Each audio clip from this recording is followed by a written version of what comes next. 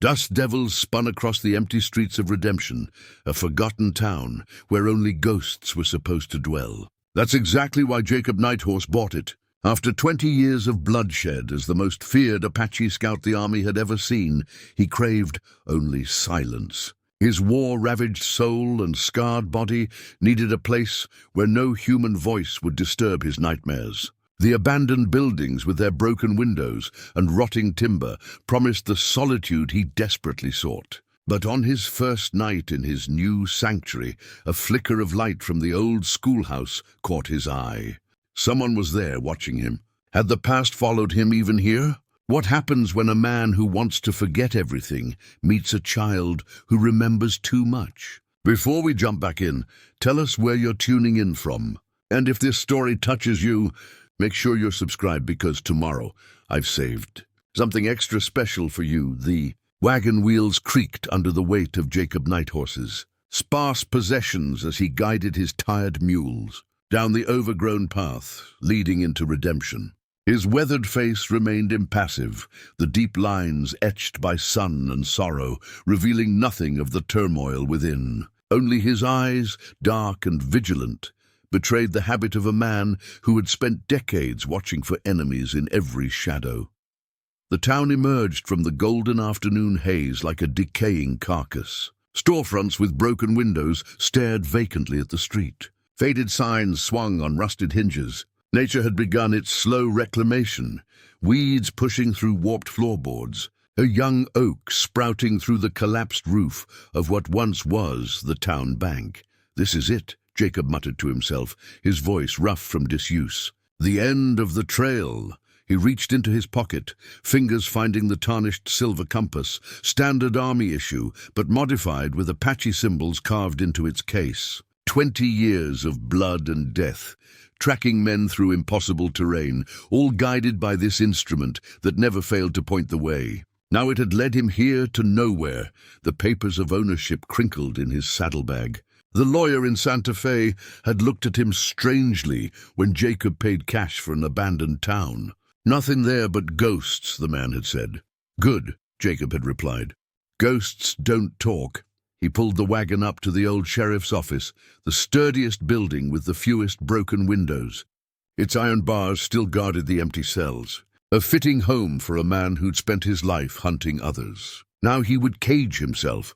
As Jacob unloaded his supplies, memories ambushed him like they always did. The screams of men he'd tracked down for the army, the smell of burning wickiups, the faces of the Apache he'd betrayed, his own people sacrificed for the white man's promises of peace that never came.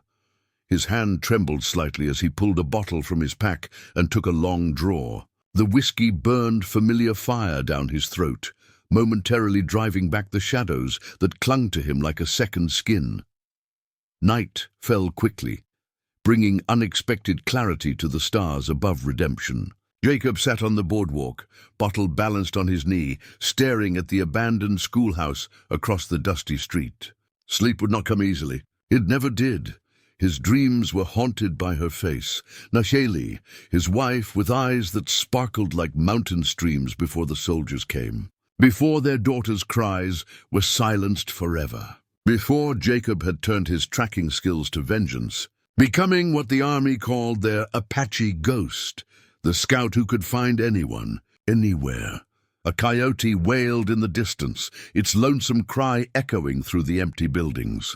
Jacob took another drink, wondering if he'd finally found a place remote enough to outrun his nightmares. The letter that had brought him here lay unfolded beside him, his discharge papers and a final payment for services rendered. Blood money for all he had done. Just enough to buy this forgotten place where no one would find him. As darkness settled fully, Jacob stiffened. His eyes, trained by years in the field, detected movement where none should be. There, a shadow passing between buildings. Too small for a man. Too deliberate for an animal. "Who's there?" He called, his hand instinctively moving to the knife at his belt. Only silence answered. Jacob rose slowly, his joints protesting years of hard riding and harder living. He moved with the quiet precision that had made him legendary among army trackers. following the path of disturbed dust toward the old livery stable.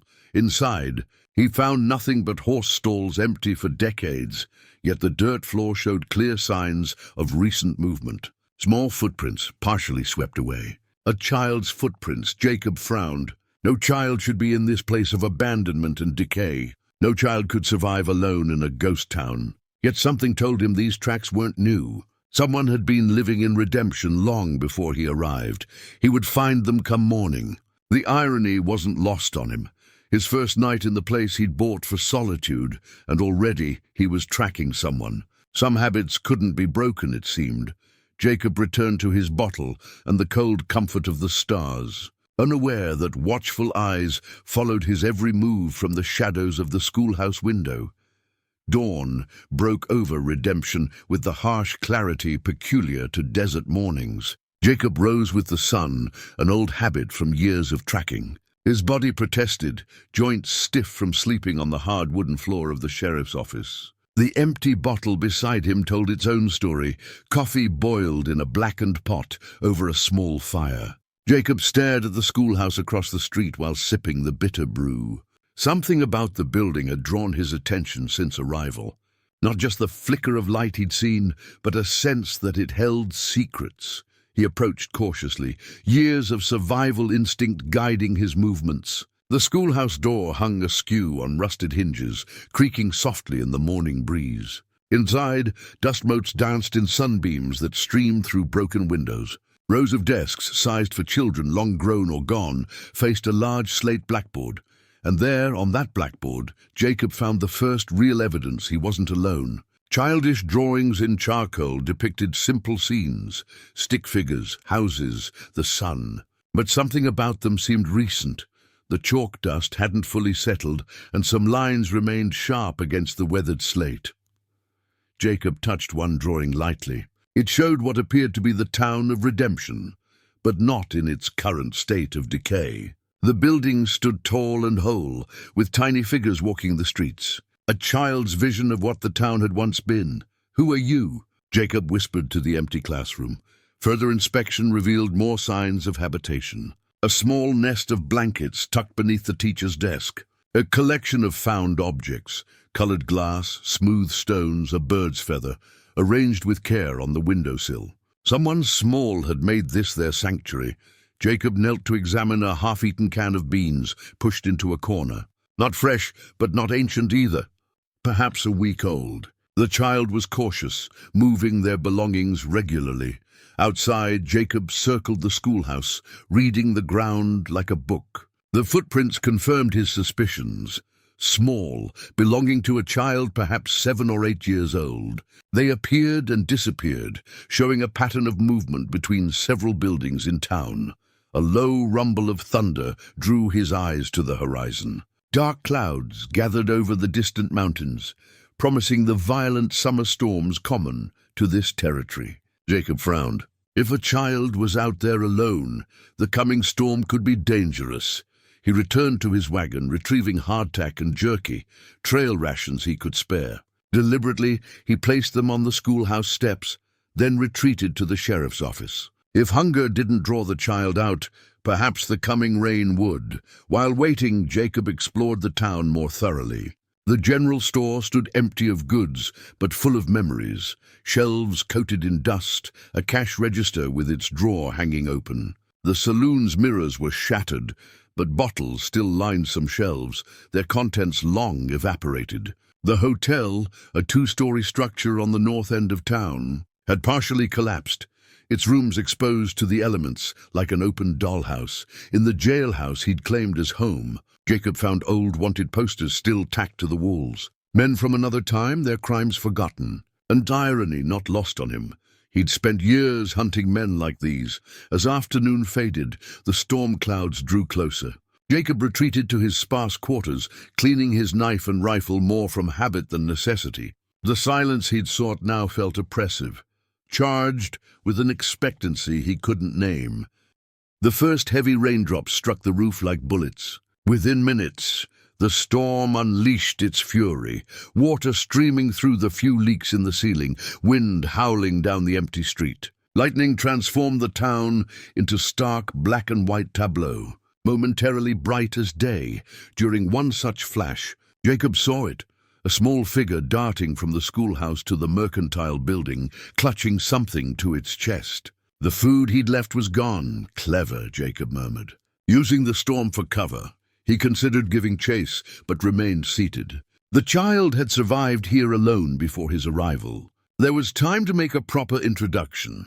Tonight, they would each weather the storm in their separate corners. But as thunder rattled the windows, Jacob found his thoughts turning not to the solitude he'd sought, but to the child hiding somewhere in the rain.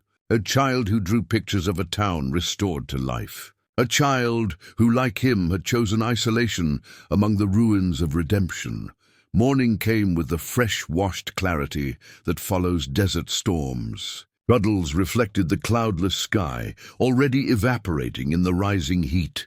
Jacob stood on the jailhouse porch, surveying the glistening town while sipping his morning coffee. His night had been fractured by dreams, not the usual nightmares of blood and screaming, but confused images of a child fleeing through endless buildings, always just beyond his reach. He couldn't remember the last time his dreams had featured anyone but the dead. Jacob set down his cup and studied the mud. The rain had created a perfect canvas of soft earth, recording every movement through the night. Fresh tracks led from the schoolhouse to the general store, then to the church at the edge of town. The child had been busy. With deliberate patience, Jacob prepared a proper meal, beans simmering with the last of his salt pork, biscuits warming on a flat stone near the fire. The aroma drifted through the morning air, a lure more potent than any trap he'd set in his tracking days. "Let's see if hunger outweighs fear," he murmured. He placed a filled plate on a tree stump in the center of the street, clearly visible from most buildings. Then he retreated to the porch, settled on a chair tilted against the wall, and waited with the stillness that had made him legendary among scouts. Hours passed.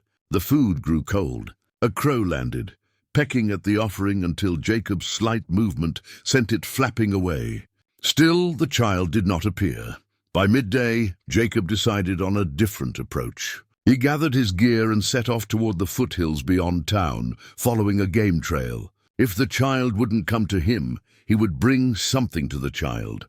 The terrain turned familiar beneath his feet, not this specific land, but the act of reading it. Here, a rabbit had passed. There, a deer had browsed on tender shoots. The language of the wild had been his first tongue, taught by his father before the reservation, before the army, before all that came after.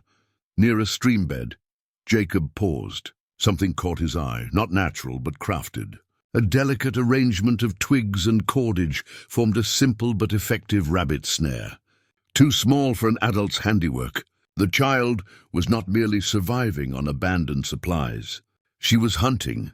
Jacob examined the construction with grudging respect. The snare showed knowledge, adaptation. This was no helpless orphan, but a young survivor who had learned to fend for herself in harsh conditions.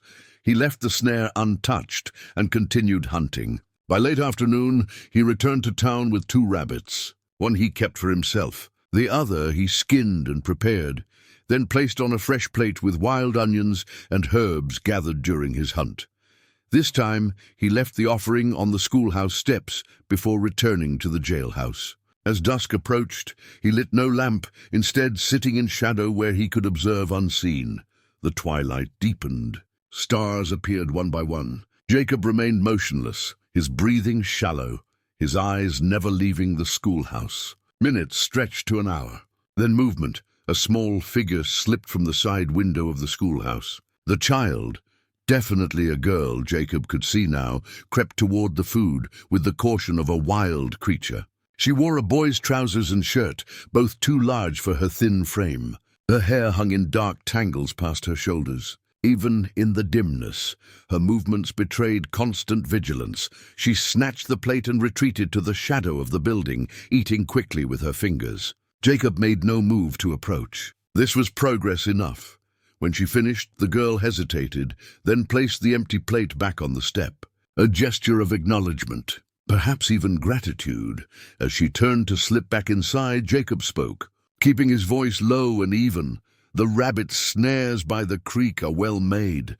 The girl froze, her body tensing like a cornered animal's. "I'm not here to hurt you," Jacob continued, still not moving from his shadow. "This town's big enough for both of us." She remained still, poised between flight and curiosity. "I'm called Jacob," he offered when the silence stretched too long. Another pause. Then a voice came back to him, small but surprisingly steady. "I'm called Lily." The simple exchange hung in the air between them, neither advancing nor retreating. Jacob gave a slight nod, though he wasn't sure she could see it. "Thank you for the rabbit," Lily added, almost a whisper. Then she was gone, slipping through the schoolhouse window like smoke. Jacob remained on the porch long after she disappeared, something unfamiliar stirring in his chest. Not peace, he'd given up on finding that. Something more complicated, something like purpose. 3 days passed, with an unspoken routine forming between the unlikely inhabitants of Redemption. Jacob would leave food, Lily would take it. Neither approached the other directly. It was a cautious dance, performed across the dusty stage of the abandoned town. On the 4th morning, Jacob discovered a small bundle outside the jailhouse door. 3 speckled quail eggs nestled in dried grass. A return offering. He cooked them with care, savoring the unexpected gift. That afternoon, as Jacob repaired a leak in the jailhouse roof, a sound made him turn. Lily stood at the corner of the building, watching him work. She remained just beyond arm's reach, ready to bolt. "Town's falling apart," Jacob said conversationally, hammering a nail into weathered wood. "Been empty too long?" Lily nodded but said nothing, her eyes taking in his tools, his movements. Jacob continued working, allowing her to observe on her terms. When he glanced again, she had vanished. The next day brought stronger wind, scouring the town with dust and tumbleweeds. Jacob remained indoors, using the time to clean his rifle, a habit more than a necessity now. The door creaked open, startling him. Lily stood in the doorway, thin arms wrapped around herself against the biting wind. "Stoves broke at the school," she said simply. Her first complete sentence to him. Jacob set aside his rifle. "Come in, then." She entered warily, staying near the exit. Sand clung to her hair and clothes, her face smudged with grime. Up close, Jacob could see she was even thinner than he'd thought. Perhaps 8 or 9 years old, with intelligent eyes that missed nothing. "How long you been here alone?" Jacob asked, stoking the small fire in his pot-bellied stove. Lily shrugged. "Since winter. Before the last snow. Months then." Jacob felt an unwelcome admiration. Few grown men could survive alone in such conditions. "Your folks?" he asked, keeping his voice neutral. "Dead." Her tone was matter-of-fact, but her fingers worked nervously at a frayed sleeve. "Fever took them." "Same day," Jacob nodded, understanding more than he wished to. "Death rarely took appointments. No other family came looking." "Nobody comes here," Lily said. "Town's cursed." "That's what Pa said." "Cursed?" Jacob raised an eyebrow. "The mine collapse. Killed 20 men. Their ghosts walk at night." She stated this as simple fact. "That's why everyone left. That's why nobody comes. Except you." "I don't fear ghosts," Jacob said. "Known too many real monsters." Something in his tone made Lily study him more carefully. "Were you a soldier?" "Scout," Jacob corrected. "For the army. Like an Indian scout?" she asked, genuine curiosity replacing caution. "Pa had a book with pictures." "Apache," Jacob said, the word feeling strange on his tongue after so long. "My mother's people." Lily digested this information silently, then with the directness of a child asked, "Why'd you come here if you knew about the curse?" Jacob considered the whiskey bottle on his shelf, then looked away. "Maybe I'm looking for ghosts." A sudden draft sent sparks swirling from the stove. Lily flinched, then reached into the pocket of her oversized coat. She withdrew a small porcelain doll, its once fine dress tattered, one arm missing entirely. "This is Patience," she said, holding it protectively. "Ma gave her to me. She's missing pieces, too." Jacob felt something crack inside his carefully maintained emptiness. The simple statement, the damaged doll clutched in dirty fingers, they reached past his defenses in a way no adult ever could. We all are, he said quietly. They sat in silence as the wind howled outside, rattling the windows like restless spirits. Eventually, Lily spoke again. I can stay here until the wind stops? Jacob nodded. You can stay. He didn't specify how long. Neither did she ask. As daylight faded, Jacob lit a lamp and prepared a simple meal they shared in silence. When Lily's eyes grew heavy, he offered his bedroll. She curled up like a small animal, the broken doll tucked against her chest, and fell asleep almost instantly. Jacob sat in the sheriff's chair, watching over her. The familiar urge for whiskey gnawed at him, but he left the bottle untouched. The girl's presence demanded a clarity he hadn't needed in years.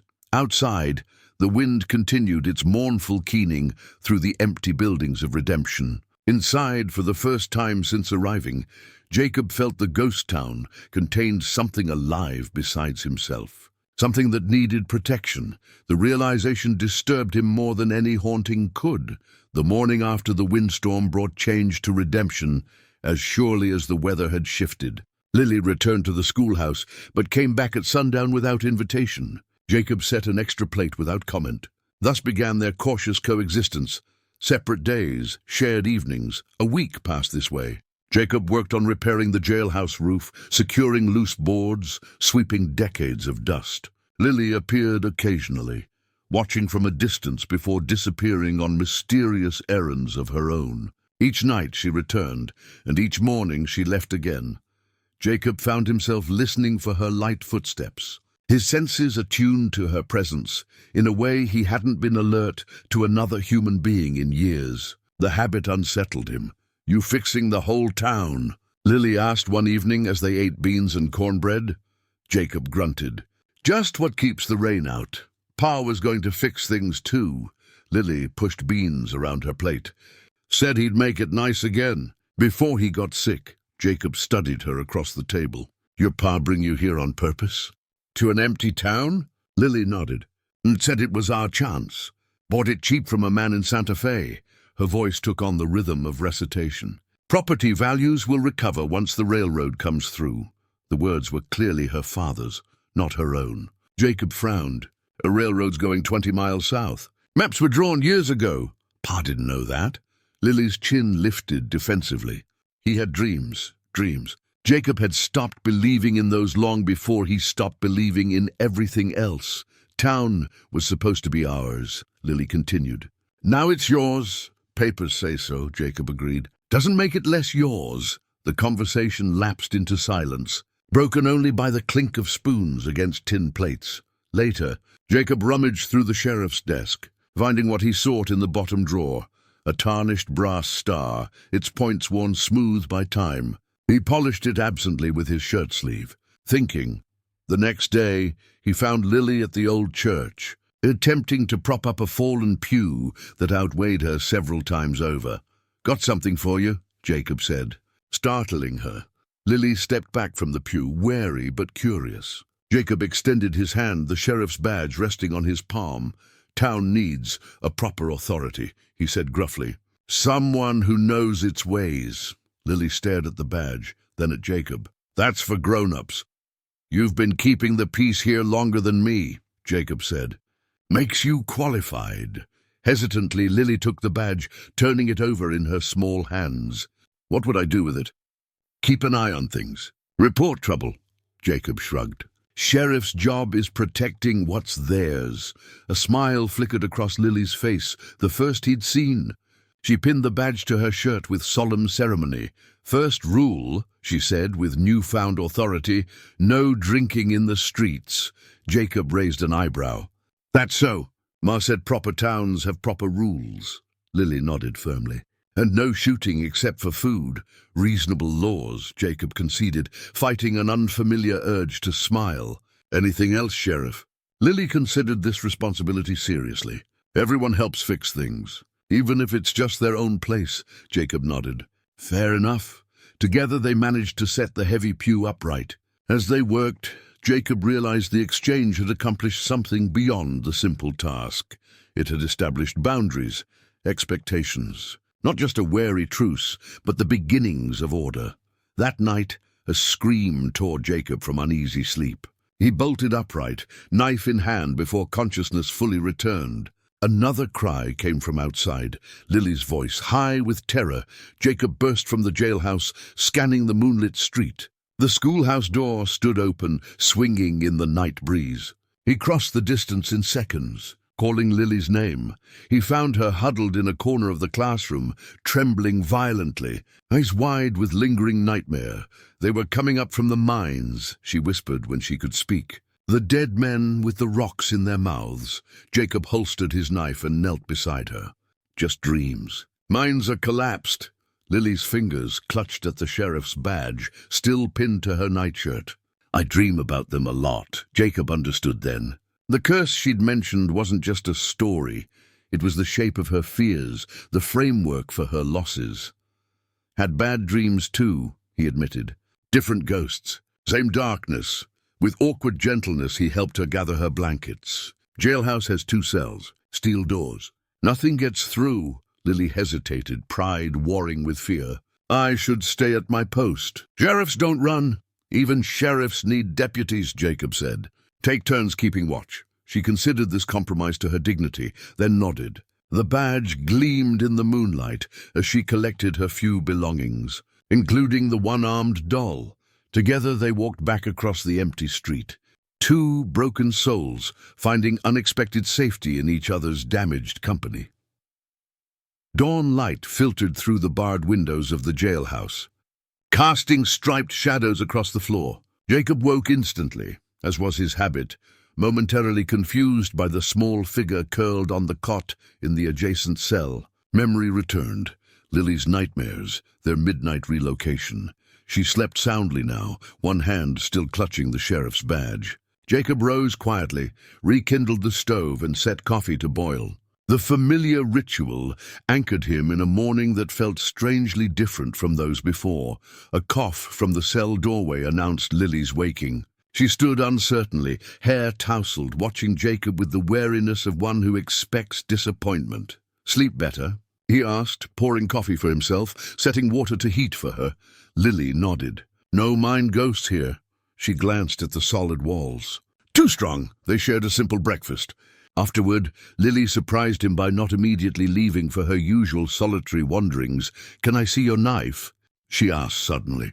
The special one, Jacob frowned. He carried several knives, but one rarely left its sheath. An old Apache blade with a bone handle. Symbols carved into both. Not a toy, he said. Instinctively protective of this last connection to his heritage. I know that, Lily said, with the indignation of a child taken for younger than their years. Pa had hunting knives, showed me how to be careful. Reluctantly, Jacob withdrew the knife from the leather pouch at his belt. The blade caught the morning light, its edge still keen despite decades of use. Lily studied it without touching, eyes tracing the carved symbols. What do those mean? Jacob hadn't spoken of such things in years. The words felt rusty in his mouth. Protection, he said finally, pointing to one symbol. Journey. His finger moved to another. Memory. Your Apache family made it? My grandfather. Jacob returned the knife to its sheath. For my first hunt. How old were you? 10 summers. Lily straightened, clearly measuring herself against this benchmark. I'm 8 3/4. Jacob almost smiled. Close then. Could you teach me? The question came suddenly. About hunting? And those symbols? Jacob stiffened. Teaching meant connecting. Connecting meant caring. Caring meant pain when the inevitable loss came. That was the pattern of his life. Why? He asked more gruffly than intended. Because I'm here, Lily answered simply. And I don't know how. The logic of children. Direct, unanswerable. Jacob reached again for the pouch at his belt, but instead of the knife, he withdrew a smaller bundle wrapped in soft leather. His medicine pouch, containing sacred herbs, stones, and objects of personal power. Another relic of a life he'd left behind. Learning starts with respect, he said, unwrapping the pouch to reveal a small collection of items. For what gives life? What takes it away? Lily leaned forward, eyes wide as Jacob explained each item. Sage for purification, a hawk feather for vision, a smooth river stone for endurance. She listened with the total absorption children give to knowledge they sense is important. When he finished, Jacob rewrapped the pouch carefully. Apache children learn by watching, then doing. Questions come last? I can watch, Lily promised. I'm good at being quiet. That afternoon, Jacob took her to the stream where he'd found her rabbit snare. He moved differently outside the town, more fluid, more alert. Lily followed, mimicking his careful footfalls, his stillness when he paused to study tracks or listen. He showed her how to identify fresh deer sign, how to tell which direction the animal was traveling, how to estimate its size. He demonstrated how to test the wind, to stay downwind of potential game. Basic knowledge, yet he found himself remembering his own grandfather's patience in teaching him these same lessons. "Why are you touching the dirt?" Lily asked when he knelt to examine some tracks. "Tells how fresh," Jacob explained, rubbing the soil between his fingers. "Dry on top, still damp underneath. Morning tracks." Lily immediately knelt beside him, copying his movements. Her small fingers worked the earth with serious concentration. By late afternoon, they'd circled back toward town. Jacob had intentionally kept the lesson simple, expecting Lily's attention to wander. Instead, she'd maintained a focused interest that surprised him. As the town came into view, Lily stopped. "Would your grandfather have taught me if I wasn't Apache?" The question caught Jacob off guard. "Knowledge is for those who respect it," he said after a pause. "Not about blood. My pa said Indians don't share secrets with white folks." "Your pa never met my grandfather," Jacob said dryly. Lily considered this. "Will you show me more tomorrow?" Tomorrow. Such a simple word, yet it contained an assumption of continuity that Jacob had avoided for years. Each day had been isolated, disconnected from the next. Now this child spoke of tomorrows as if they were guaranteed. "We'll see," he said, non-committal. But as they walked back into redemption side by side, their steps falling into matching rhythm, Jacob realized he was already planning what to teach her next. Weeks passed in redemption, marked by small changes.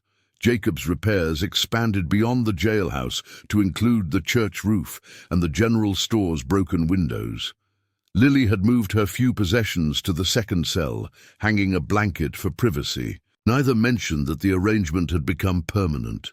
Their days found rhythm, mornings spent on necessary work and hunting, afternoons often devoted to Lily's education. Jacob had discovered she could read well but lacked practice. Her mother had been the school teacher before the fever took her, leaving Lily with a foundation of knowledge and a hunger for more. "What's this word?" Lily asked one evening, pointing to a page in one of the few books Jacob owned.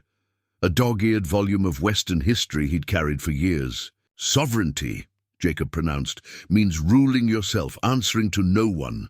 Lily tested the word on her tongue. "Is that what we have here? Sovereignty?" The question gave Jacob pause. "Suppose we do," he allowed, "in our way. A comfortable—" Silence settled between them as Lily continued reading aloud, occasionally stumbling over longer words. The domesticity of the scene struck Jacob suddenly. How far it lay from the solitude he'd sought when purchasing redemption. The next day brought interruption to their established routine. While searching the abandoned mayor's office for usable supplies, Jacob discovered a hidden compartment beneath the floorboards. Inside lay a leather-bound ledger, its pages yellow with age, but the ink still legible. That evening, as Lily practiced her letters at the table, Jacob examined their find. The ledger contained detailed records of the mining operation that had once been Redemption's lifeblood. Production figures, payroll entries, and geological surveys filled the pages in meticulous handwriting. "What's that?" Lily asked, abandoning her practice to peer over his shoulder. "Mining company records," Jacob replied, turning pages carefully. "From before the collapse." Lily's interest sharpened. "Does it say about the accident?" Jacob found entries from that period, reading silently at first, then aloud for Lily's benefit. "March 18th, 1878. New vein discovered in lower shaft. Unusual mineral deposits noted alongside silver ore. Samples sent to Denver for analysis. He turned the page. April 2nd, 1878. Report returned from Denver. Mineral samples contain significant quantities of... Jacob paused, studying the unfamiliar term. Something valuable alongside the silver. What happened next? Lily asked, fully engaged now. April 10th, 1878. Lower shaft collapse. 22 men lost. Recovery efforts abandoned due to instability. Mine closed pending investigation. Jacob frowned, turning back and forth between entries. Last entry, 2 days later. Investigation concluded. Accident deemed result of natural causes. All mining operations permanently ceased. Company dissolved. That's when everyone left, Lily said, because of the curse. Jacob studied the hasty, final entries with a tracker's instinct for inconsistency. Seems awful quick to abandon a profitable mine. Investigation barely lasted a day. Pa said there was still silver down there. That's why he bought the town cheap. Said we'd reopen the mine someday. Jacob closed the ledger thoughtfully. Your pa might have been right, but maybe not about silver. The following morning, they walked to the boarded-up mine entrance at the edge of town. Warning signs, weathered but still legible, prohibited entry. The timbers sealing the shaft entrance had rotted, but still held firm. Ghosts are in there, Lily said, staying well back from the entrance. The dead miners. Jacob examined the deteriorating structure without touching it. Mines this old. The real danger's cave-ins, not ghosts. He pointed to the warped support beams. One good shake, whole thing could come down. Then why are we here? Jacob gestured toward the distant mountains. Mining company was hiding something. Way they shut down so fast after finding something valuable. Way they rushed the investigation. You think someone made the accident happen? Lily's eyes widened. Can't say, Jacob replied honestly, but men have done worse for riches. They were about to turn back when the sound of approaching horses froze them in place. In Redemption's perfect silence, the noise carried clearly. Multiple riders approaching from the east road. Jacob reacted instantly, pulling Lily behind a tumble-down shed. Back to town, he whispered, quick and quiet. Get to the jailhouse and stay there. Who is it? Fear edged Lily's voice. Don't know. First visitors since I arrived.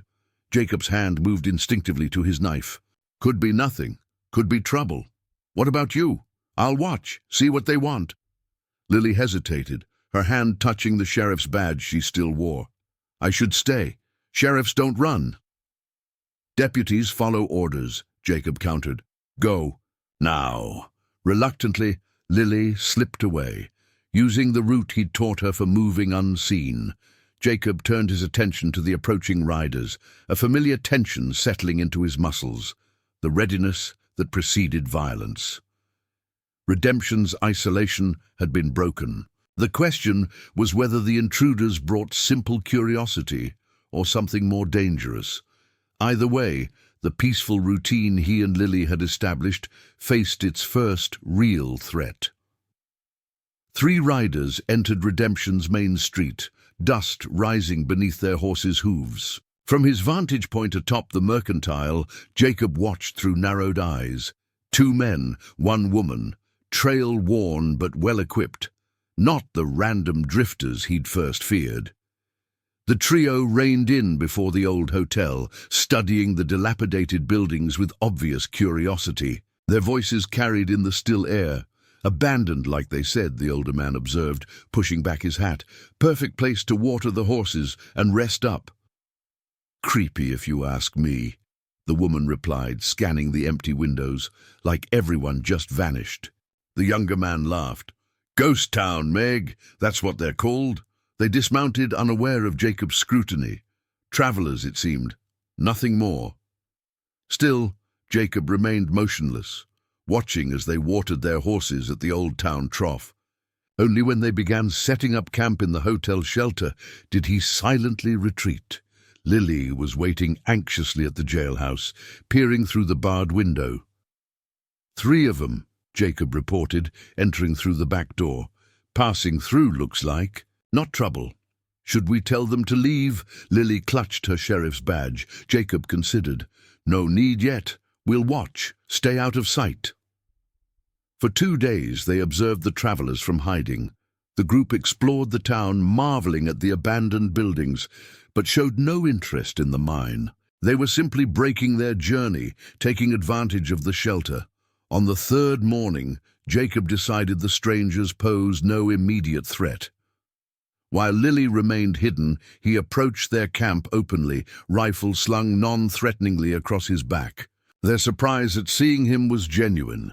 After initial wariness, introductions were made. Thomas Kelly, a rancher from Colorado, traveling with his daughter Megan and her husband David, returning from business in Santa Fe. Didn't realize anyone. "I lived here," Kelly said, offering Jacob coffee from their fire. "Town seems abandoned." "Mostly is," Jacob replied, accepting the cup. "I own it now." "The whole town?" David looked impressed. "What for?" Jacob shrugged. "Peace and quiet." They talked of neutral matters, weather, trail conditions, news from territorial settlements. Jacob offered no personal information beyond his name, but learned much from their casual conversation. The outside world continued its predictable patterns: railroad expansion, land disputes, political wrangling. As Jacob rose to leave, Kelly hesitated. "Forgive me for asking, but your accent, you're native?" "Apache," Jacob confirmed flatly. Kelly nodded thoughtfully. "Fought alongside Apache scouts in the Taylor Creek campaign. Good men." He studied Jacob more carefully. "You seem familiar somehow." Jacob tensed inwardly, but maintained his neutral expression. "Passing resemblance, probably." That evening he instructed Lily to remain especially vigilant. "They'll be moving on tomorrow. Just stay hidden one more day." "Don't they seem nice?" Lily asked. The lady smiled at me. Jacob's head snapped up. "You showed yourself." "Just for a minute," Lily admitted. "From the church." "She was picking flowers by the graveyard." "We don't know these people," Jacob said sharply. "Nice doesn't mean safe." Lily's face fell, and Jacob immediately regretted his tone. He sighed, rubbing his temple where a headache was forming. "Just be careful," he said more gently. "World's full of smiling snakes." Later, unable to sleep, Jacob slipped out to check on the travelers once more. As he approached their camp, voices drifted toward him. "Telling you, Tom, I know that face," David was saying. "It was on a wanted poster in El Paso. The Apache Ghost, they called him." Jacob froze in the shadows. "Army scout turned renegade," David continued. "Hunted down a dozen men after some raid. Killed them all. Bounty was substantial." "That was years ago," Kelly replied. "And we're not bounty hunters." $5,000 is $5,000, David argued. "Could buy that herd expansion you've been wanting." "We don't know it's him," Megan interjected. "And even if it is, we're guests on his land," Kelly said firmly. "We'll ride out tomorrow as planned. Whatever he did or didn't do isn't our concern." Jacob retreated silently, mind racing. His past, never truly escaped, had found him. Worse, it threatened Lily's safety now too. If these people recognized him, others eventually would. Back at the jailhouse, he found Lily asleep, clutching her one-armed doll. The sight cemented his decision. They needed to be ready to leave, immediately if necessary. He began gathering essentials quietly, packing what they could carry. As he worked, his fingers brushed against a folded paper tucked in his saddlebag. He withdrew it, a faded wanted poster he'd kept as a grim reminder. His own face stared back, younger but unmistakable. The Apache Ghost, $5,000 reward, dead or alive. Jacob stared at the poster, the weight of his past pressing down like a physical burden. He'd bought redemption seeking isolation, an ending. Instead, he'd found Lily and, reluctantly, a reason to continue. Now, he needed to decide which to sacrifice, the sanctuary they'd built together, or the safety that distance from his violent history might provide. Dawn found Jacob on the jailhouse roof, watching the travelers break camp. They departed without incident, heading west on the old stage road. He tracked their dust until it disappeared over the horizon, then descended to where Lily waited. "They're gone," he confirmed, setting aside the packed provisions he'd prepared during the night. "For now." Lily studied his face. "Are we leaving too?" "Not yet." Jacob began unpacking their essentials. "But we stay ready." The next few days passed in heightened vigilance. Jacob taught Lily additional hiding places and escape routes. He showed her how to cover tracks, how to move without disturbing dust or sand. The lessons carried an urgency they hadn't before. "Is it because of that paper?" Lily asked suddenly during one such lesson. "The one with your face?" Jacob stiffened. "You saw that." It wasn't a question, but Lily nodded anyway. "Last night. You were sleeping." Jacob considered his response carefully. The girl deserved some truth, if not all of it. "Some people think I did bad things," he said finally. "They'd pay money to find me, did you?" Lily's directness was uncompromising. "Do bad things?" Jacob met her gaze. "I hunted men who killed my family. Made sure they couldn't hurt anyone else. Like my pa's stories about frontier justice." "Something like that." Jacob turned away. "Law sees it different." Lily processed this, her young face serious. "Is that why you came here to hide?" "To stop," Jacob corrected. "To be done with it all." Their conversation ended there, but something had shifted between them. Lily watched him with new eyes, not fearful but aware. Jacob found himself wondering if he'd lost something precious in gaining her understanding. A week passed. The incident began to feel distant, the threat less immediate. They resumed work on repairing the church roof, a project that had occupied them before the stranger's arrival. As Jacob secured a loose beam, the distant sound of an approaching horse reached his ears. "One rider coming fast. Inside," he ordered Lily, who was handing him nails. "Remember where to hide." She nodded and disappeared without argument, the gravity of their practice drills now apparent. Jacob descended carefully from the roof, positioning himself where he could observe without being seen. The rider came into view, a single man on a bay horse, moving with purpose. As he drew closer, Jacob noted the clean-cut appearance, the confident posture, the well-maintained firearm. Not a drifter, not a simple traveler. The stranger dismounted at the town center, looking around with professional assessment. Then he did something that confirmed Jacob's worst fears. He removed a badge from inside his coat and pinned it to his vest. The sun caught the metal star of a territorial marshal. "Hello, the town," the man called out. "Anyone about?" Jacob remained hidden, watching as the marshal methodically began checking buildings. His manner was thorough, patient. The search pattern of a man who expected to find what he sought. When the marshal approached the church, Jacob slipped away through the rear, circling back toward the jailhouse where he hoped Lily remained concealed. He needed weapons, supplies, and a plan quickly.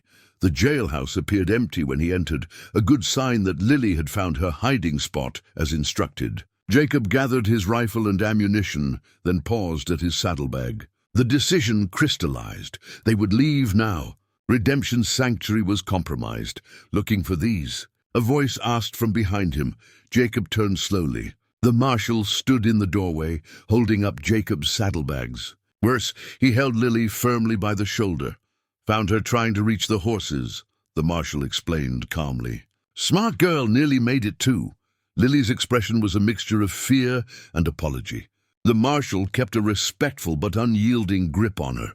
"Jacob Nighthorse," the marshal continued, "also known as the Apache Ghost, wanted for the murders of 11 men across 3 territories between 1882 and 1887. Jacob remained perfectly still, assessing options that diminished by the second. "Let the girl go. She's not part of this." "No, she isn't," the marshal agreed surprisingly.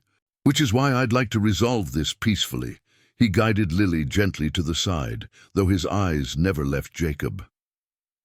"My name is Robert Holden, Territorial Marshal. I've been tracking you for 8 months. Took your time," Jacob said flatly. Holden shrugged. "You're good at disappearing. Would have missed you again, if not for a chance encounter with some travelers. Man named Kelly mentioned meeting a lone Apache living in an abandoned town." Jacob cursed inwardly. The rancher hadn't intended betrayal, but the damage was done. What happens now? Jacob asked, though he already knew. By rights, I should take you in to stand trial. Holden's gaze flicked to Lily, then back. But there are complications I didn't anticipate. She has nothing to do with my past, Jacob said firmly. No, Holden agreed. But she complicates your future considerably. The marshal studied him thoughtfully. Which leads me to wonder if the notorious Apache ghost might have changed from the man I've been hunting. Jacob said nothing. His focus divided between the marshal's gun hand and Lily's frightened face. Whatever came next, he needed to ensure her safety above all else. We have decisions to make, Mr. Nighthorse, Holden said. None of them simple. Sit down, Mr. Nighthorse. Marshal Holden gestured to the chair. The girl, too. This conversation requires calm heads. Jacob remained standing. Say what you came to say. Holden sighed, removing his hat. Fine, standing suits me as well. He released Lily's shoulder. Go to him if you want, child. I'm not here to hurt either of you if I can help it. Lily darted to Jacob's side, pressing against his leg. Jacob placed a protective hand on her shoulder, his eyes never leaving the marshal. 8 months I've been following your trail, Holden continued. Started after you dealt with the Hargrove brothers in New Mexico. Nasty pieces of work, those two. If you're hunting me, you know what they did, Jacob replied coldly. I do. Holden nodded. Raided an Apache camp, killed women and children. Your wife and daughter among them.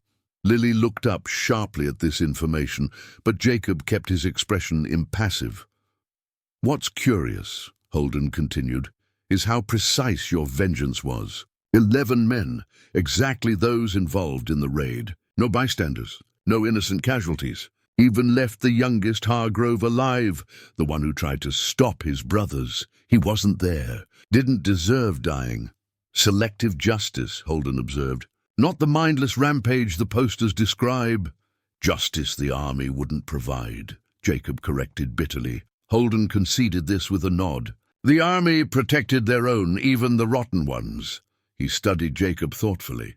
Which brings us to our current situation. You have a badge and a gun, Jacob said flatly. Situation seems clear, does it? Holden pulled a folded document from his coat. I have a warrant for Jacob Nighthorse, the Apache ghost, a man driven by vengeance, hunting down soldiers across the territories. But what I find is a man rebuilding a ghost town, caring for an orphaned child. Jacob remained silent. Wary of the marshal's unexpected approach, Holden turned to Lily. How long has he been looking after you, girl? Since spring, Lily answered cautiously. He bought the town, but I was already here, and he's treated you well. Never hurt you. Lily's chin lifted defiantly. He teaches me things, helps me. We're fixing the town together. Holden nodded as though confirming something to himself. Your parents, they died of fever, I understand. Yes, sir. Both on the same day. What were their names, child? Thomas and Sarah Clark, Lily replied. My pa was going to reopen the mine. Something flickered across the marshal's face. Recognition, then consideration. Thomas Clark, he repeated. Engineer from Pennsylvania. Lily nodded, surprised. You knew my pa? Instead of answering, Holden reached into his pocket and withdrew a small object which he handed to Lily. Does this look familiar? Lily gasped. In her palm lay a tarnished gold wedding ring with a small blue stone. My ma's ring. Pa buried it with her, said it was her favorite thing. Someone took it from her grave. Jacob asked, anger rising. Not exactly, Holden replied grimly. 2 months ago, I investigated a case in Santa Fe. 3 men found dead in a hotel room, poisoned. One carried this ring and papers for a silver mine in a town called Redemption. Jacob's mind raced ahead, connecting pieces. Lily's parents weren't taken by fever. No, Holden confirmed. And the timing of their deaths coincided with reports of unusual mineral samples sent from Redemption to an assayer's office in Denver. The ledger, Jacob said. Mining company found something valuable before the collapse. Something worth more than silver. Uranium, Holden supplied. Rare mineral used in scientific research. Becoming quite valuable. And someone killed Lily's parents to get the mine, Jacob concluded. The same someone who's been systematically eliminating anyone with knowledge of the redemption claim. Holden glanced at Lily, who was clutching her mother's ring, her young face struggling to process these revelations. The 3 dead men in Santa Fe had connections to a mining consortium backed by Eastern money, Holden continued. One carried a deed to this town with Thomas Clark's forged signature. Harlan Crawford, Lily said suddenly. Pa argued with him before they got sick. He wanted Pa to sell, but Pa wouldn't. Jacob and Holden exchanged looks of understanding. The situation had shifted fundamentally. So, Jacob said carefully, what happens now, Marshal? Holden replaced his hat, decision made. Officially, I've tracked the Apache ghost to Mexico. Trail's gone cold. Case remains open but inactive. Jacob studied him with suspicion. Why? Because the man who killed those 11 soldiers doesn't exist anymore, Holden said simply. I'm looking at a different man now, one with a purpose beyond vengeance. The law doesn't forgive so easily. The law is a blunt instrument, Holden replied. Sometimes justice requires a scalpel. He turned toward the door, then paused. The consortium will send others when their men don't report back. They still want what's in that mine. Let them come, Jacob said quietly. Holden nodded, understanding the implicit promise in those 3 words. I'll return in a month's time. Official visit to a peaceful settlement. Perhaps I'll find nothing but a respectable Apache rancher and his adopted daughter. Adopted. Lily looked up at Jacob, questions in her eyes. Legal documentation can be arranged, Holden said, addressing Lily directly. If that's what you both want. After the marshal departed, Jacob and Lily stood in silence, the weight of revelations settling around them. Lily turned the recovered wedding ring in her fingers, connecting to parents truly lost, not to fever, but to human greed. Did you mean it? She asked finally. About letting them come? Jacob knelt to meet her eyes. Anyone who threatens what's ours will regret it. That's a promise. Lily nodded solemnly, then placed her mother's ring carefully on the table.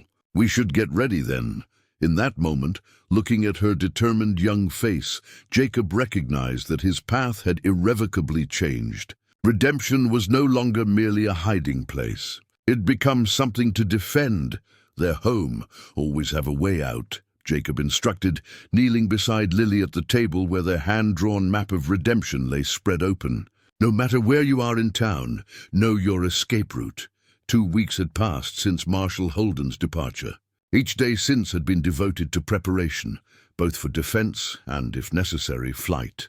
I know, Lily replied, pointing to the carefully marked pathways. Church bell tower to stable roof. Drop down behind the feed store. Follow the dry creek bed east, Jacob nodded approval. And if they come from the east? West tunnel under the mercantile. Exit behind the old water tower, then into the high rocks where we cached supplies. Autumn had arrived in the high desert, bringing cooler temperatures and earlier sunsets. The changing season lent urgency to their preparations. Winter would bring its own challenges and opportunities. Again, Jacob said, covering part of the map. If you're here at the schoolhouse and you hear riders from the south, Lily didn't hesitate. North through the teachers' quarters. There's a trap door to the root cellar. Tunnel comes up in the cemetery caretaker's shed. The underground passages had been a discovery, maintenance tunnels connecting key buildings, created by the mining company to navigate during harsh winters. Jacob had cleared and reinforced them, adding concealed exits where needed. Good, he said. Tomorrow we'll practice in the dark. That evening, as they finished supper, Lily broke their companionable silence. If bad men come, will you kill them? Like the ones who hurt your family? The question hung between them. Since learning of Jacob's past, Lily had not mentioned it again until now. If I must, Jacob answered honestly. To protect you, to protect our home. Lily nodded, absorbing this. Would you teach me? To protect myself? Jacob studied her serious young face, considering. The girl had already lost so much, experienced hardships no child should face. Yet her resilience remained intact. There was steel beneath her fragile appearance. Some things, he decided, not everything. The next morning brought an unexpected halt to their preparations. Lily woke feverish, her small body burning with infection from a cut on her arm. A minor injury sustained while repairing fence posts that had gone unnoticed until now. Jacob applied poultices of herbs from his medicine pouch, remembered remedies from his childhood. When these proved insufficient, he faced a difficult choice. The nearest doctor was in Cooperton, a day's ride away. Leaving meant separating. Staying meant watching Lily's condition potentially worsen. "I'll be fine," Lily insisted weakly, seeing his conflict. "I can hide if anyone comes," Jacob shook his head. "Not leaving you."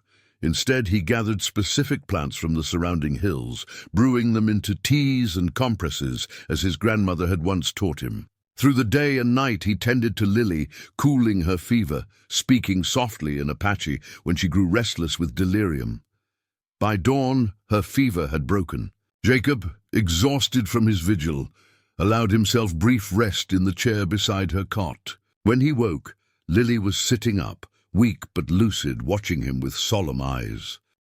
"You sang to me," she said. "In your language." Jacob looked away, uncomfortable with the intimacy of the memory. "Old healing songs. Probably the fever you remember." "They helped," Lily insisted. "I could feel them working."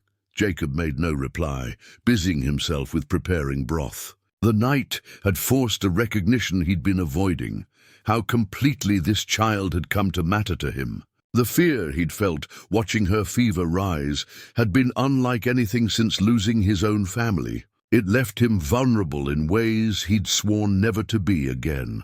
As Lily recovered over the next few days, Jacob redoubled their preparations. He reinforced the jailhouse windows, stockpiled ammunition, and placed early warning systems along approach routes to town. More importantly, he intensified Lily's training, not just in escape routes, but in basic self-defense. "If someone grabs you here," he demonstrated, holding her wrist, "turn toward the thumb." "It's the weakest point." Lily practiced the movement repeatedly until it became fluid. "Like that?" "Good," Jacob confirmed. "Remember, you don't need to win a fight. You just need to break free and run." "What if I can't run?" "What if they catch me anyway?" Jacob removed his Apache knife from its sheath and presented it handle first to Lily. "Then you use this. One strike as hard as you can, then run." Lily took the knife reverently, recognizing the significance of the gift. "I thought this was sacred. From your grandfather." "It is," Jacob confirmed. "Now it protects you." He showed her where to conceal the knife, how to draw it quickly, where to strike for maximum effect. The lessons were grim but necessary. If the mining consortium sent men as ruthless as those who had poisoned her parents, Lily needed every advantage.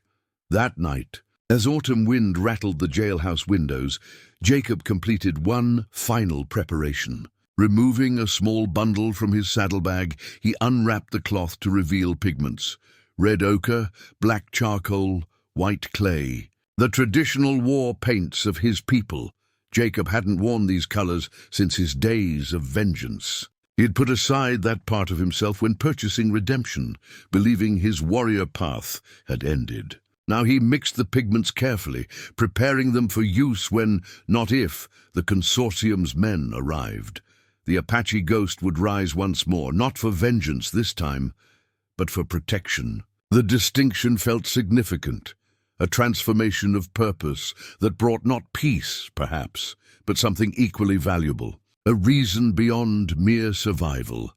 The first snow fell on redemption, a light dusting that transformed the weathered buildings into something almost beautiful. Jacob watched from the jailhouse porch, scanning the pristine white landscape for any sign of intrusion. Fresh snow meant tracks, both an advantage and liability in their vigilance. Inside, Lily sorted through a chest they'd discovered in the abandoned assayer's office. Jacob had brought it back, thinking the tools might prove useful. Instead, they found something more valuable, her father's journal. "Pa wrote everything down," Lily explained, turning brittle pages with careful fingers. Ma always teased him about it. Jacob joined her at the table as she opened the leather-bound book. Thomas Clark's neat handwriting filled the pages, detailed observations about redemption's geology, Sketches of rock formations, calculations, and personal notes. Look, Lily pointed to an entry from the previous spring. Examined the lower mine shaft remains today.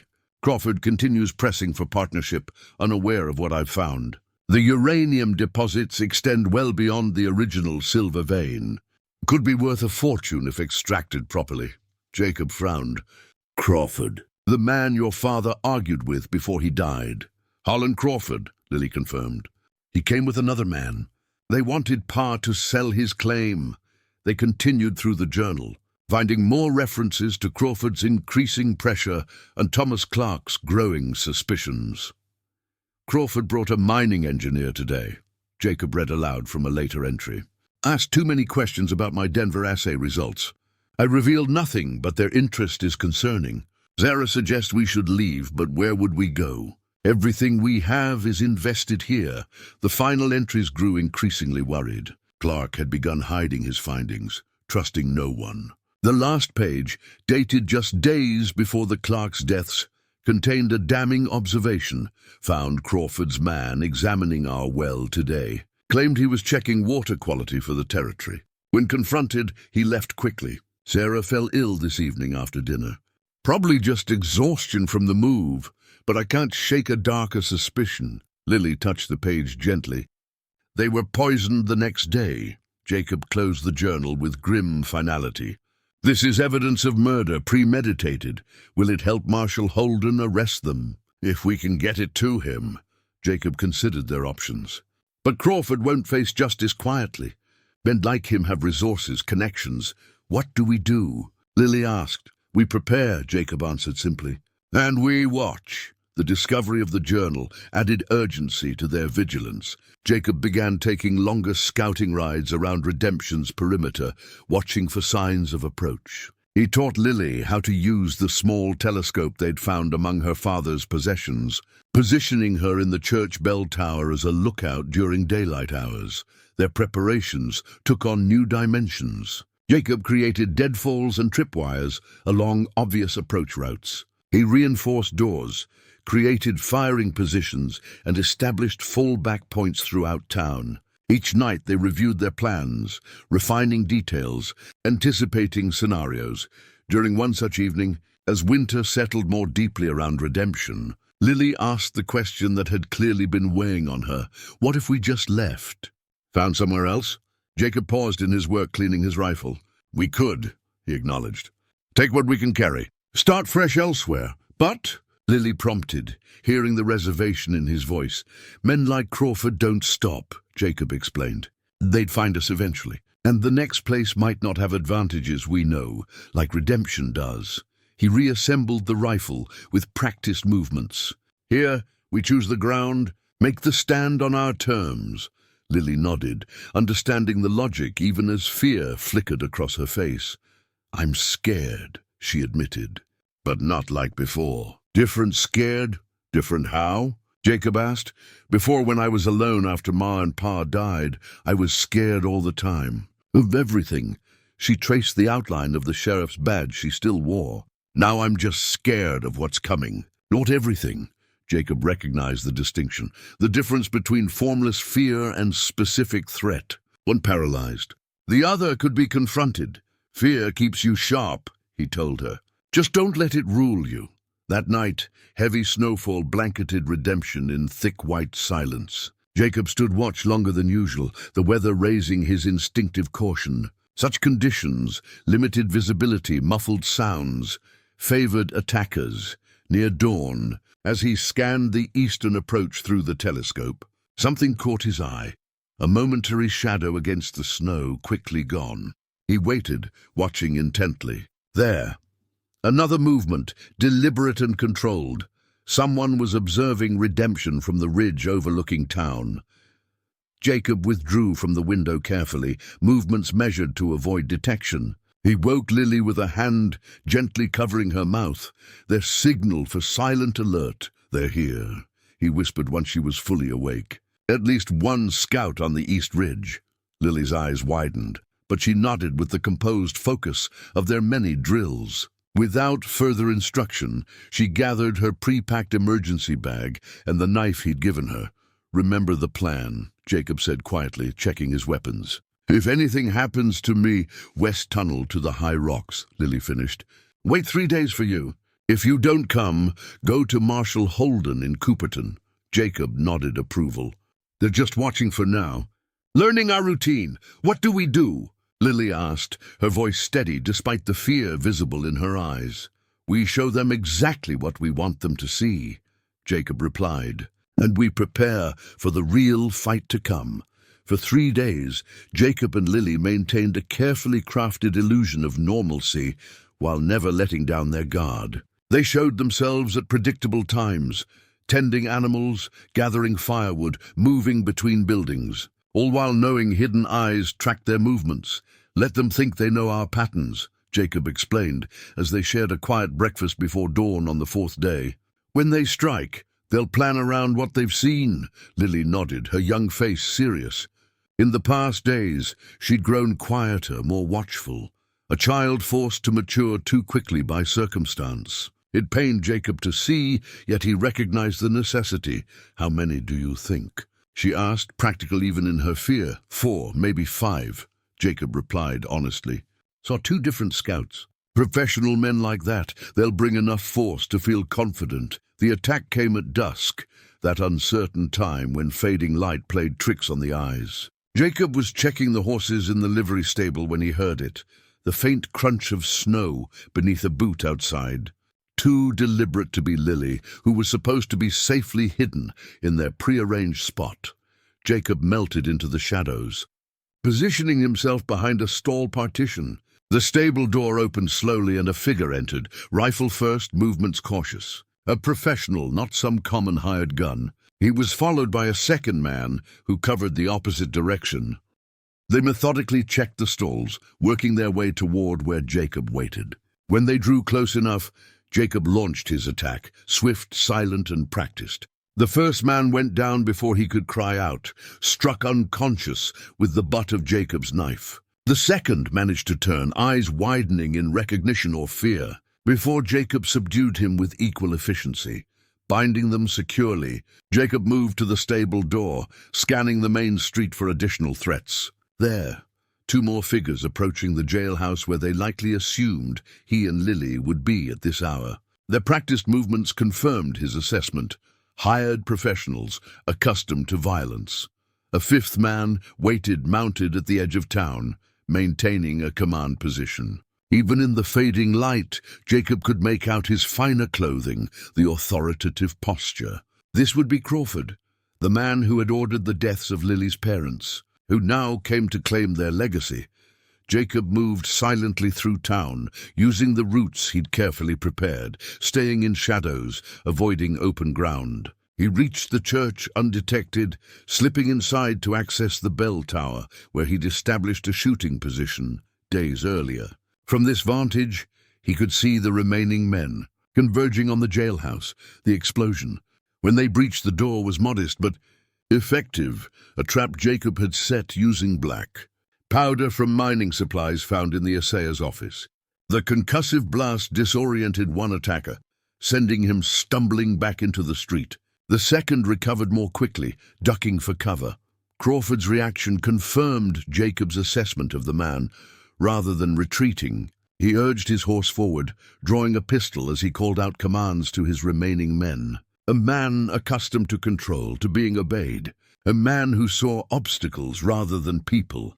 Jacob sighted down his rifle, the familiar calm of combat settling over him. He could end Crawford now with a single shot. Simple, final. The man deserved no less for what he'd done to the Clarks, for the threat he posed to Lily.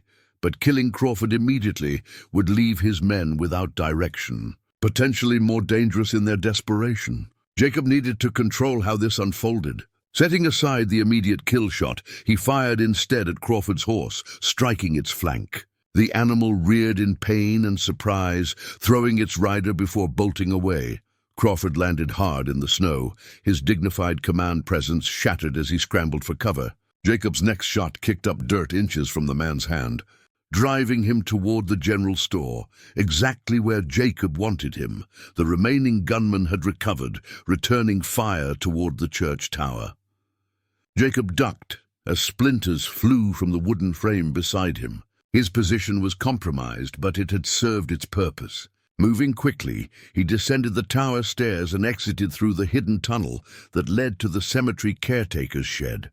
From there, Jacob circled toward the general store, where Crawford had taken refuge. Inside, the mining magnate would find another surprise, a room prepared specially for his arrival, with only one way out.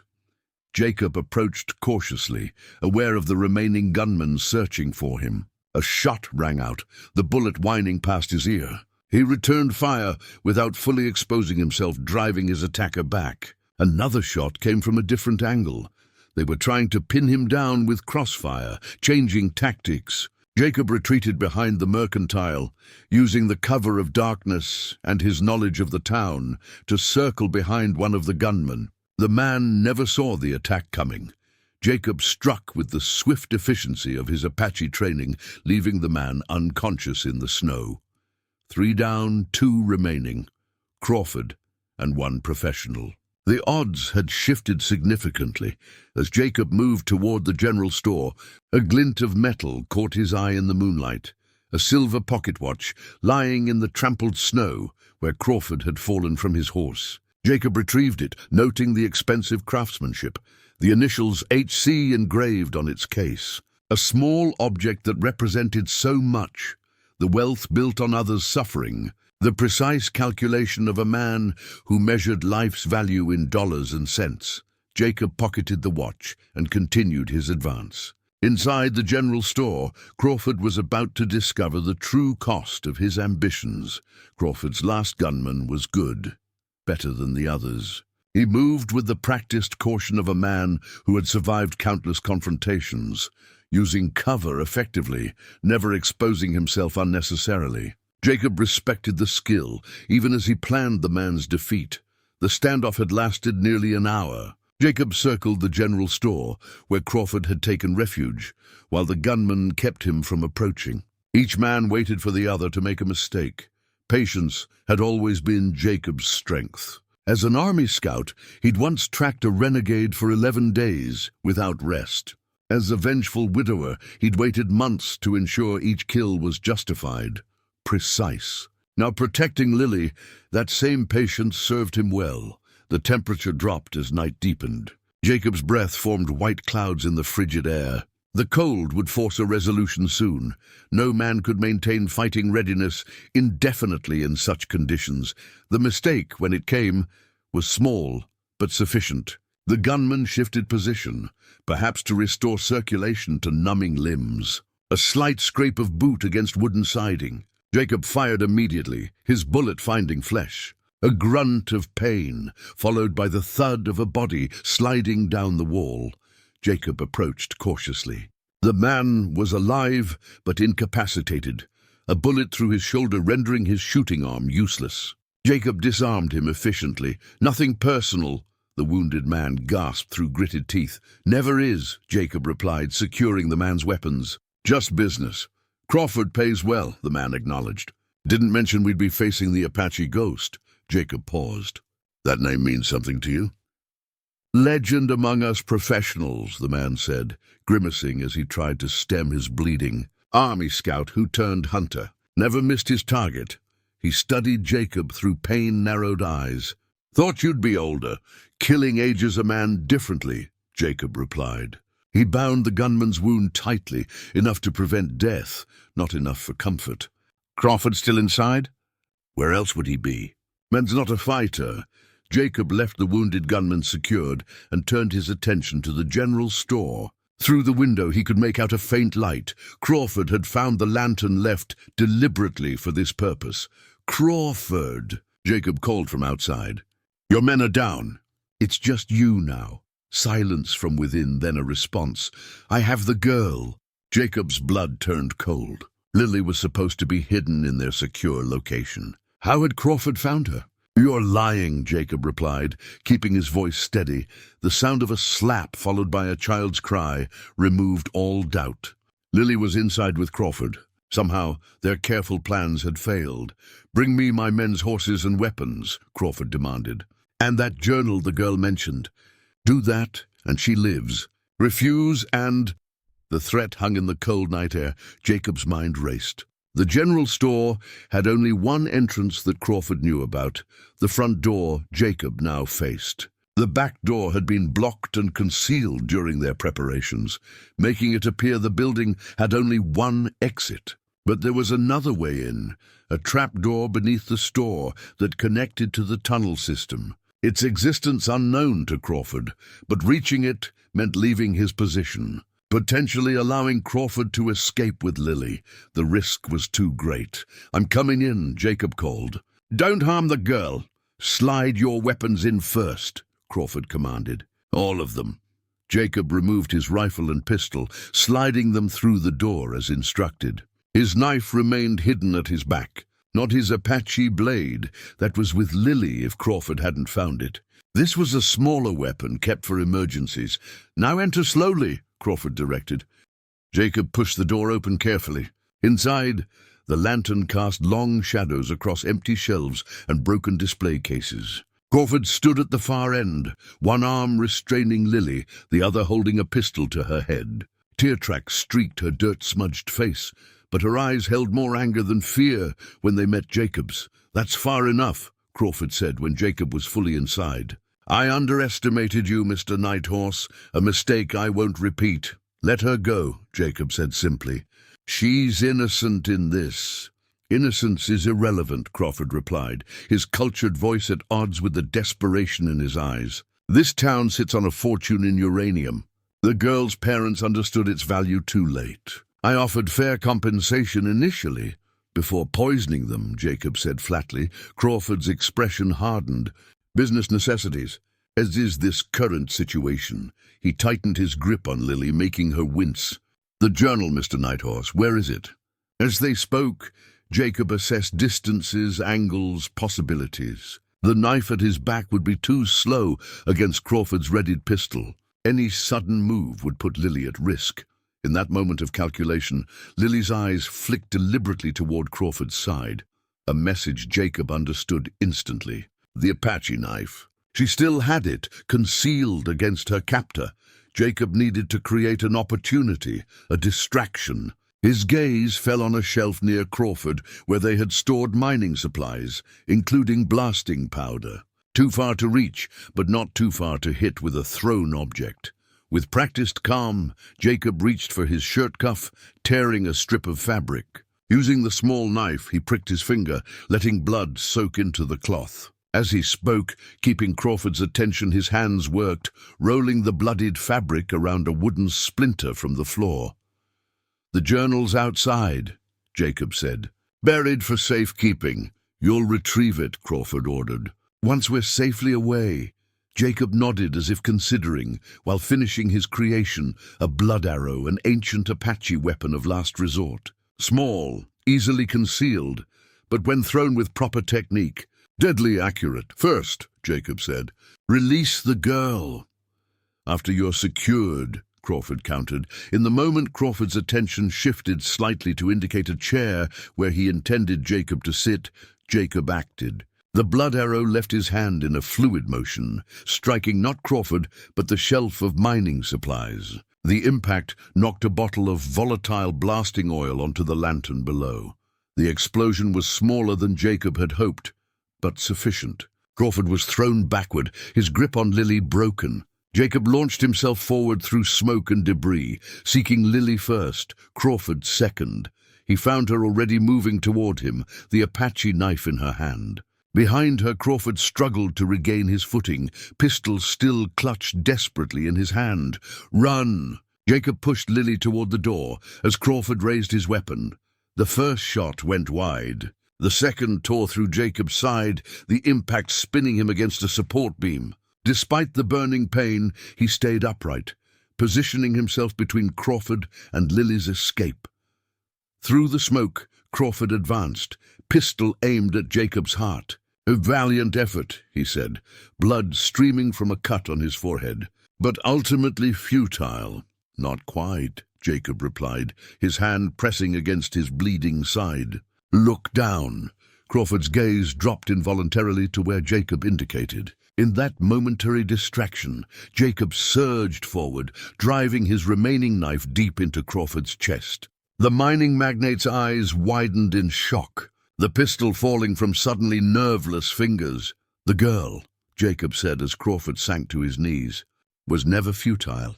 The general store burned through the night, orange flames illuminating redemption against the black winter sky. Jacob sat propped against the jailhouse wall, grimacing as Lily carefully cleaned his bullet wound with supplies from their medical kit.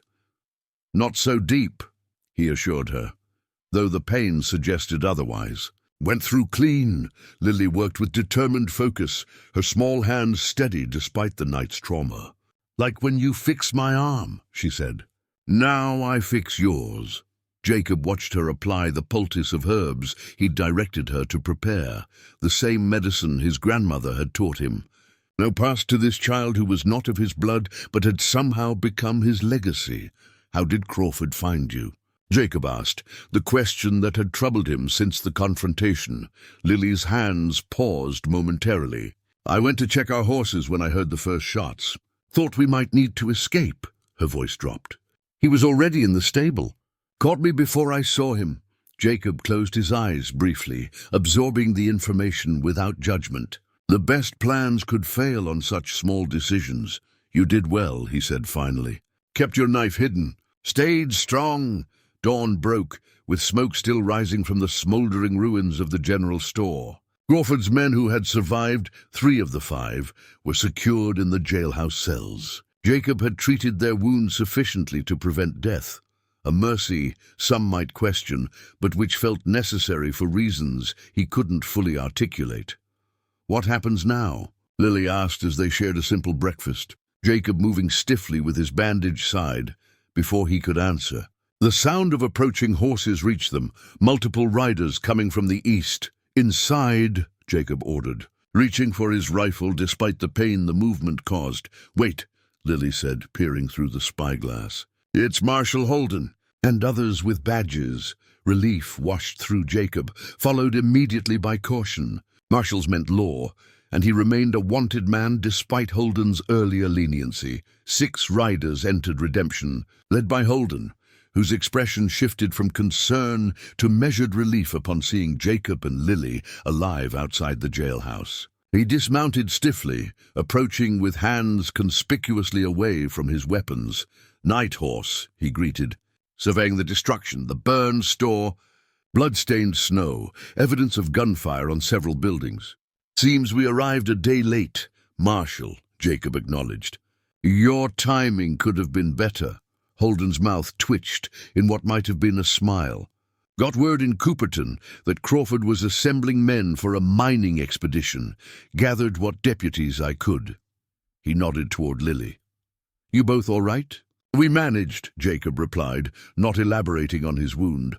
Holden's deputies secured the scene with professional efficiency, taking custody of Crawford's surviving men. One deputy examined Crawford's body, retrieved from the ruins of the store before it collapsed.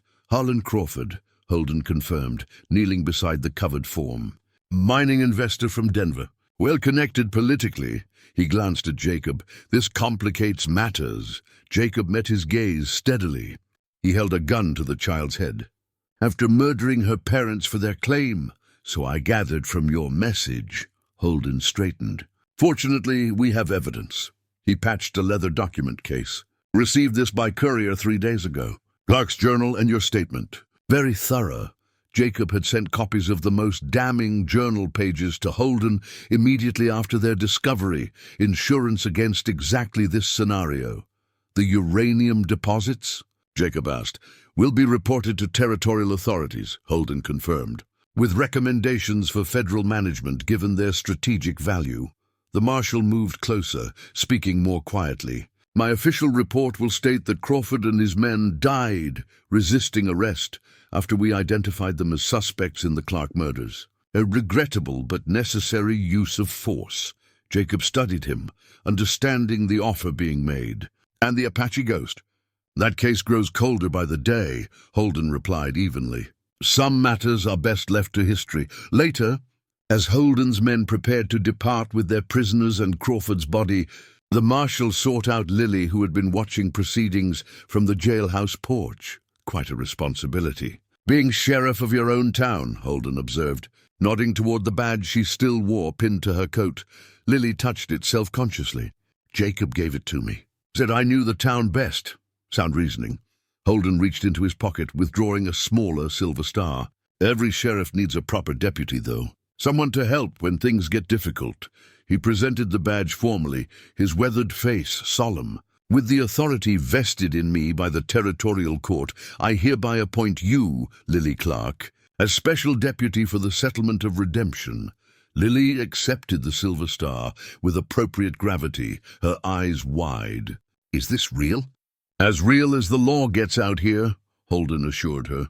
Then more quietly, it also means you're under my jurisdiction and protection. You and your guardian both. The implication was clear. Another layer of security against those who might come looking for the Apache ghost. As the marshals prepared to depart, Holden approached Jacob one final time. The adoption papers, he said, handing over an envelope. Filed and registered in Cooperton. Legal and binding. Jacob took the documents with surprise he couldn't fully conceal. That was efficient.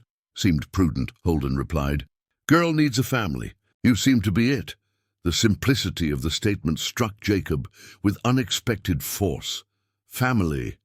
A concept he'd abandoned years ago, believing it lost forever with his wife and daughter's deaths. We'll return in spring, Holden continued, practical again. Assess the uranium situation properly. Until then, keep to yourselves. Let matters settle. Jacob nodded agreement, watching as the marshals rode out of redemption, taking with them the immediate threat, but leaving questions about the future that would require careful navigation. Beside him, Lily stood straighter, her new deputy's badge catching the winter sunlight. We need to fix the damage, she observed, before snow comes again. Yes, Jacob agreed, looking at the town, their town, with new eyes. Not a hiding place any longer, but a beginning. We rebuild. Spring came to redemption with surprising gentleness. Snow melted, revealing tender green shoots pushing through soil long thought barren. Jacob stood in the doorway of the jailhouse, their home now, properly furnished and repaired, watching Lily tend to the small garden they had planted behind the building. Stand straight, he called to her. Time to mark your height. Lily approached with the solemnity such rituals deserved, backing up against the doorframe where 3 previous marks had been carved. The first, shortly after Marshal Holden's departure in winter, then monthly thereafter. Jacob used his knife to carefully notch the wood at the crown of her head. Growing, he observed. Half-inch since last time. Lily examined the mark with satisfaction. Soon I'll be tall as you were when you were 10. A worthy goal, Jacob agreed, the faint hint of a smile touching his features. Such expressions came more easily now, though still sparingly. Their lives had found rhythm in the months since Crawford's attack. Rebuilding damaged structures, expanding their garden, continuing Lily's education with books. Marshal Holden brought on his monthly visits, ostensibly to check on the uranium situation, but increasingly social in nature.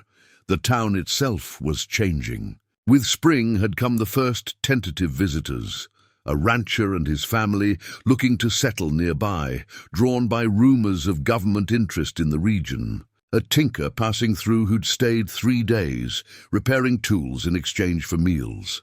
2 young men scouting land for cattle grazing. Each visitor had approached with caution, finding instead of the rumored ghost town a peculiar but functioning settlement, an Apache man and a young girl, rebuilding something that defied easy explanation. Mr. Chen is coming today, Lily reminded Jacob, referring to the merchant who had begun making regular supply runs from Cooperton. Said he'd bring more seedlings for the garden, Jacob nodded. Chen was reliable, honest in his dealings, and most importantly, unconcerned with Jacob's past. Business was business, and Redemption's small but growing needs represented profit. As they prepared for Chen's arrival, Jacob found himself considering how dramatically their circumstances had changed. The uranium deposits remained untouched, the government still deliberating their approach. Meanwhile, life continued. Redemption breathed again.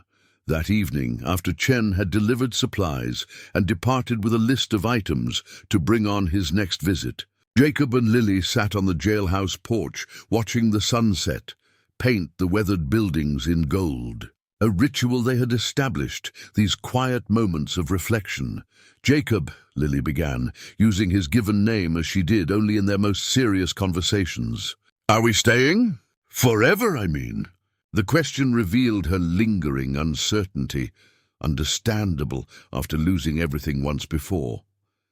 Jacob considered his answer carefully. "Not forever. Nothing is. But for now, yes. This is our home, because of the uranium.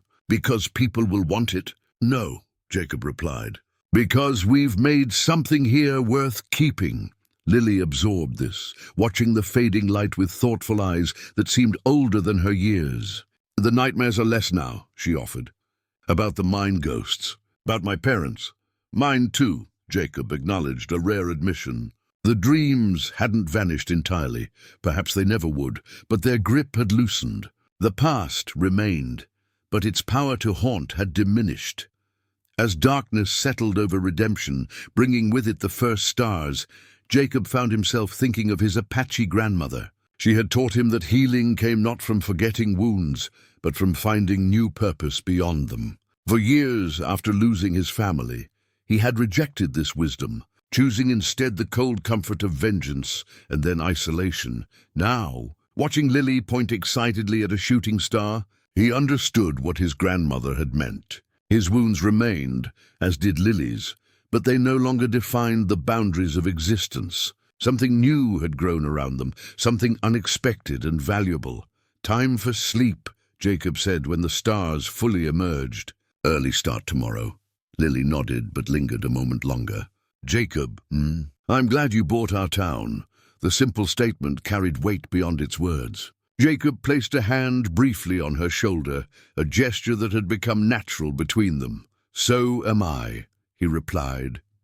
Inside, as Lily prepared for bed in her room, no longer a cell but a proper bedroom, furnished with items they'd salvaged and restored, Jacob took out the adoption papers Marshal Holden had provided. The document was simple, direct, legal recognition of what had already become truth. They were family. Jacob traced the names written there. His own, and beside it, Lily's, now officially Lily Nighthorse. He had carried so many names in his life. Army Scout, Apache Ghost, Renegade, Fugitive.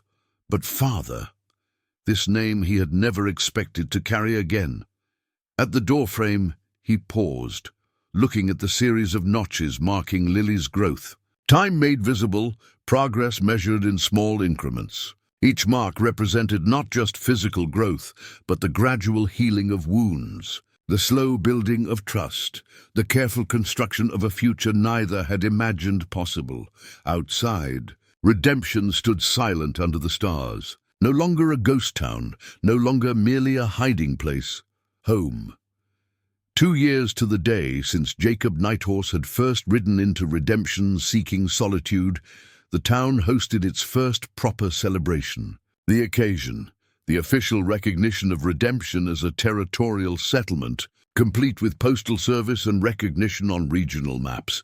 What had once been an abandoned ghost town now showed unmistakable signs of life. The main street boasted repaired buildings, a functioning general store operated by Chen, who had decided to settle permanently, and a small schoolhouse where Lily helped teach the handful of children from families who had gradually moved to the area.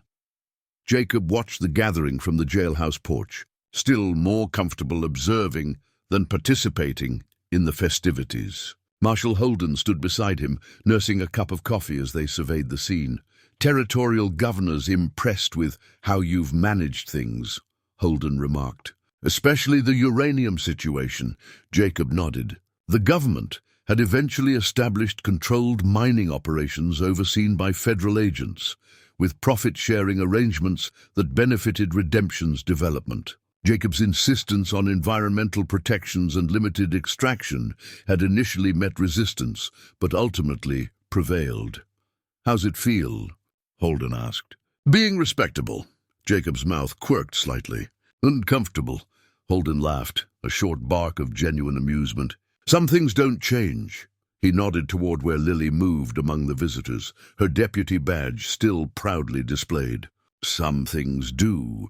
The girl, nearly 11 now, had blossomed in ways Jacob still found surprising. Her natural intelligence, given proper education and encouragement, had flourished. Her quiet strength had emerged as leadership among the other children. The frightened orphan, hiding in an abandoned schoolhouse, had transformed, much as redemption itself had. "Got something for you," Holden said, interrupting Jacob's thoughts. He withdrew an envelope from his coat. Final disposition of the Apache ghost case. Officially closed due to lack of evidence and elapsed time. Statute of limitations applied. Jacob accepted the envelope, but didn't open it. Convenient timing. Territorial judges respond well to communities that demonstrate stability and growth. Holden replied with deliberate neutrality. Economic development has a way of resolving legal complications. Before Jacob could respond, a commotion drew their attention. A wagon had arrived carrying a traveling photographer with his bulky equipment. Such visitors were rare enough to cause excitement, especially among the children who clustered around the strange contraption with its large black cloth and glass plates. "Town's first official photograph," Holden explained. "Governor's request. Wants it for territorial records." The photographer began arranging the townsfolk before the newly painted town hall, formerly the sheriff's office, now serving broader civic functions. Jacob remained on the porch, content to observe rather than participate. His isolation was short-lived. Lily broke from the crowd and approached with determined steps. "You need to be in the picture," she insisted, tugging his arm. "You're the founder." "I just bought it," Jacob corrected. "You were here first. Then we're both founders," Lily countered with the irrefutable logic she had perfected. "Both or neither," Holden chuckled. "Better do as she says, Nighthorse." Deputy's orders. With reluctance that was more habit than genuine resistance, Jacob allowed himself to be positioned beside Lily in the center of the gathered townspeople. The photographer ducked beneath his black cloth, making final adjustments to his camera. "Everyone still," he called. 3 seconds without moving. As the photographer counted down, Jacob felt Lily's hand slip into his, a gesture she reserved for moments of significance. He glanced down, meeting eyes that held complete trust. The years stretched between them from that first night when he discovered a flicker of candlelight in an abandoned schoolhouse to this moment of community and recognition. The camera's flash powder ignited. With a bright burst, 1 month later, a package arrived from the territorial capital. Inside was a framed photograph, Redemption's official historical record. In the center stood Jacob and Lily, his hand on her shoulder, her deputy's badge catching the sunlight. Around them gathered the town's new inhabitants, faces reflecting the frontier mix of hardship and hope. Jacob hung the photograph in their home, opposite the doorframe, with its regular markings of Lily's growth. 2 records of passage, one measuring physical change, the other the transformation of purpose and belonging. That night, as had become their custom, Jacob and Lily sat on the porch, watching darkness claim the valley. Stars appeared one by one, familiar constellations mapping the heavens. "Do you ever miss it?" Lily asked unexpectedly. Being alone, Jacob considered the question with the honesty it deserved. The solitude he had sought in purchasing redemption had been an escape, not a destination. What he had found instead, this unexpected family, this community, this purpose, was something his wounded soul hadn't known to seek. "No," he answered simply, "not anymore." Above them, stars continued their eternal journey across the night sky, witnessing the small miracle of redemption, a ghost town brought back to life, a broken man who found healing in the care of an orphaned child, 2 solitary souls who discovered that peace sometimes comes not in silence, but in the family you never expected.